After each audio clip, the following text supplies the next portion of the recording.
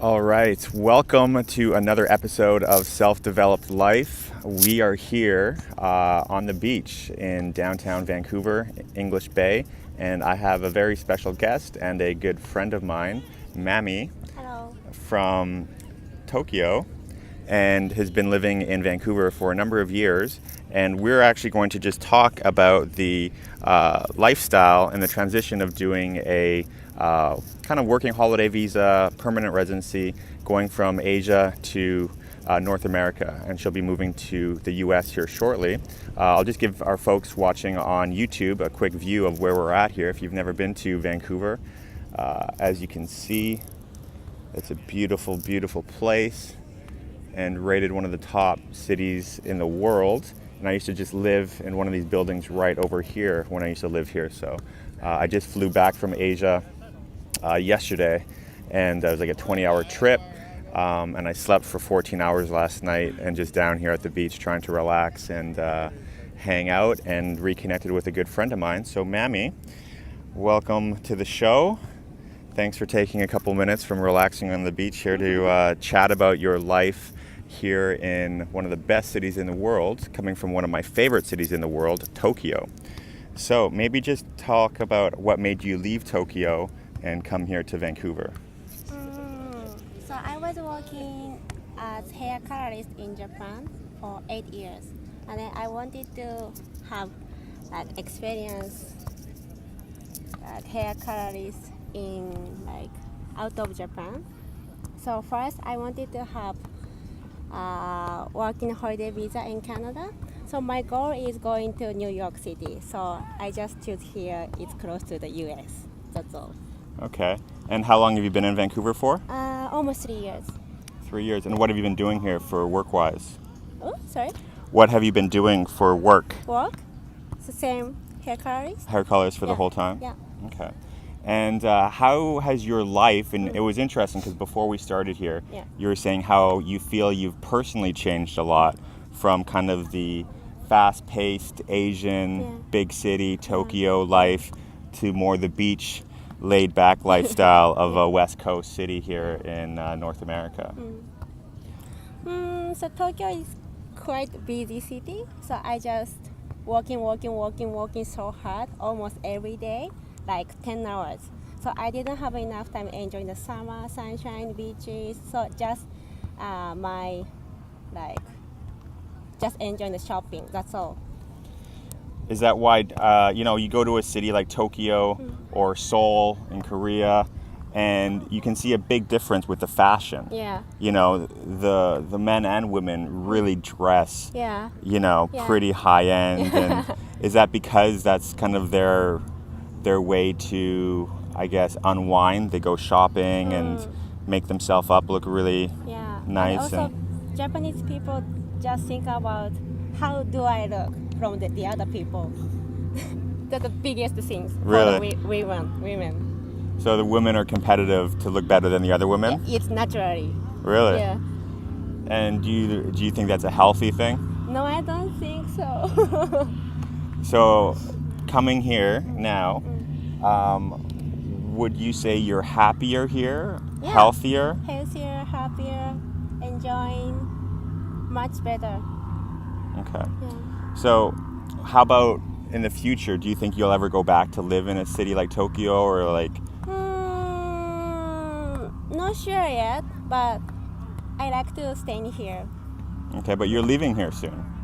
Yeah. Yeah. How do you feel about that? I'm gonna miss here, especially summertime. Yeah. Yes. Yeah. But you said your goal was to go to New York. I feel New York and Tokyo are very similar. I don't think so. No? Yeah. So I just told you. So Japanese people more competitive. Competitive? Yeah. Yeah. I think New York is the most competitive city in the world. It's like a mix city, right? So people doesn't matter who I am. Okay. Oh yeah. And how about for other people that might be sitting in a city like Tokyo or Seoul? What advice would you give them? Would you say they should try and get out of that lifestyle and routine? And it's hard to say. If I in Japan, I wouldn't say like this. So I never know. Yeah. Yeah. What has been the biggest challenge for you leaving for 3 years, being here? Living in English situation. Oh, so English language? Yeah. So have to talk about with my customer and like everything. It's changing a lot and challenging a lot. Challenging. Yeah. In Tokyo, how's the English level there for people that are thinking about going to Tokyo to maybe travel or something? I can say zero, almost zero. Zero. I agree. I've been to Japan three or four times. Yeah. Actually, 4 times. But getting And better, I guess. Getting Like, better. yeah. In 2 years, it's gonna be Olympics, right? Oh, right. Yeah. Interesting. So, as far as cost of living, everyone says Vancouver is one of the top, most expensive cities in the world, and people always say Tokyo is one of the most expensive cities in the world. Which city is more expensive? Here, Vancouver. I can say here. Why and how? First, tip culture. Oh, tip culture. Yeah. So we don't have tip culture in Japan. So maybe for the Japanese people watching or people from Asia, what is tip culture? So we have to pay, like as server and like our hair colorist, hairstylist for the service, like hospitality. Yeah, hospitality. So it's pretty crazy. Like even my buddy was saying how like you go to like a convenience store and buy a bottle of water, and if you pay with your credit card, there's like an option to tip for like buying a bottle of water. Yeah. So it is pretty outrageous here. And same thing in Korea. Like there's no tax, no tipping. So like if a meal is like $10, it's $10. Yeah. Not like $12.79 or something.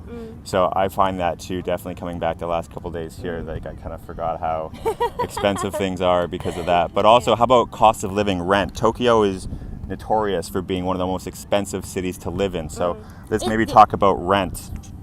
So I'm living in a share house right now. So I just pay like $500, something like that. $500. And how many roommates do you have? 2. 2 So roommates. including me, 3. So 3 people in the house, and you all have your own room? Yes, my bedroom, and then we have to share kitchen and bathroom. Okay, Yeah. and that's in Kitsilano. So for folks watching on the YouTube channel, if you're not watching the YouTube channel, you can go to just my name, Quinton Carlin, www.youtube.com/Quinton Carlin, and see the video. If you're watching this on YouTube, you can also check out and download the podcast at iTunes or Spotify, Self-Developed Life. So Kitsilano, one of the most expensive areas in the whole city. But you've got a good deal because you're living in a shared house.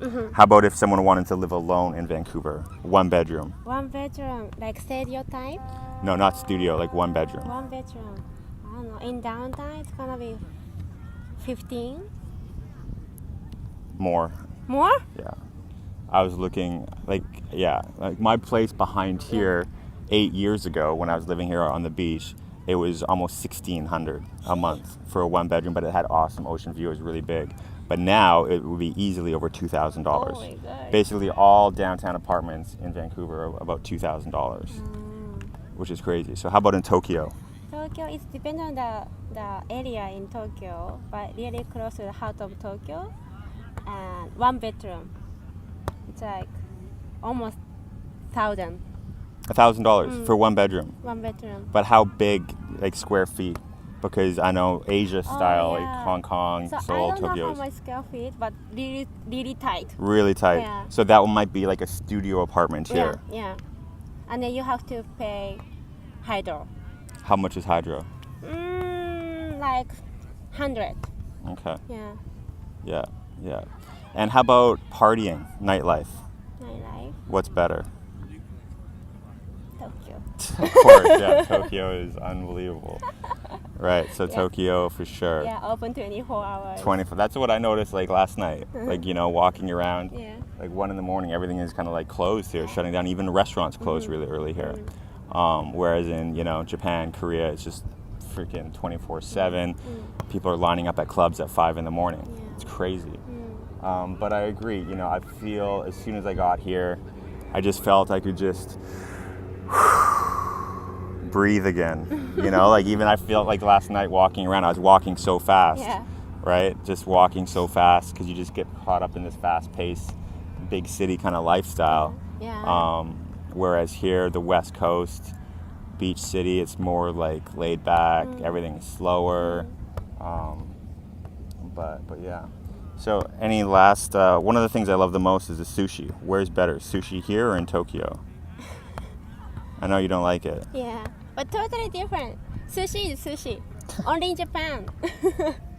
But here, I met up with my buddy John yesterday. Yeah. I had 22 roll. It's 22 not sushi. rolls. Yeah, but we call it sushi here. Okay. So 22 rolls of sushi, like California roll, yam roll, tuna roll, Okay. for $8. That's a big deal. It's a great deal. Yeah. So how about in Tokyo, sushi? So actually, I never been any sushi place in Japan. You're not real Japanese. You're fired. You're not real Japanese person. So I cannot say anything about sushi.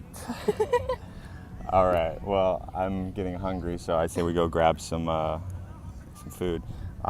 Anything last you want to say to people? Maybe some people considering doing what you did that are in Japan or Hong Kong or something like that to go to a North American big city. Like 3 years ago when I was in Japan, I just worry about everything, English, money, and visa. But when I get here, it's everything okay, just challenging. Right. So you're glad you did it? Yeah. I'm the same. Like we kind of switched position. I went from living here to going to Asia for like the last 7 years or something. And yeah, I'm definitely glad I did it. It was like, you know, like you said, outside of my comfort zone, the language, I still don't understand. But, you know, you just make it happen. And when you get outside your comfort zone, you know, that's when doors open and experiences happen and gives you more confidence. And yeah, it's a good thing looking back instead of just the people that have never really left their neighborhood or country or whatever. You know, at the end of their life, they're probably like, oh, I wish I did that or tried that. So I think it's good to experiment, explore, and enjoy. Good? Hi. So let's close up by saying a couple Japanese phrases. So what do you want to teach people? Some common, good, easy Japanese phrase. Oh, like useful? Yeah. So what's hello? こんにちは。 Exactly. Konnichiwa. What's thank you? ありがとうございます。 Exactly. Arigato gozaimasu. What's goodbye? さよなら。 Sayonara. And what else? What's my name? Or like how to introduce yourself? Your name. I am. 私の名前はマミです。 What's huh? 私の Watashi no 名前は namae wa マミです。 mami desu. はい。 Height. And height is yes. And what's no? No? No. No, いいえ。 Yeah. All right, there you go. There's your little Japanese lesson, everyone. Until next time, sayonara. Sayonara from downtown English Bay, Vancouver. And hope to see you in the next episode. So thanks for tuning in. Have a great day or evening wherever you are. And go enjoy the beautiful life. Bye-bye. Bye bye. Sayonara. さよなら。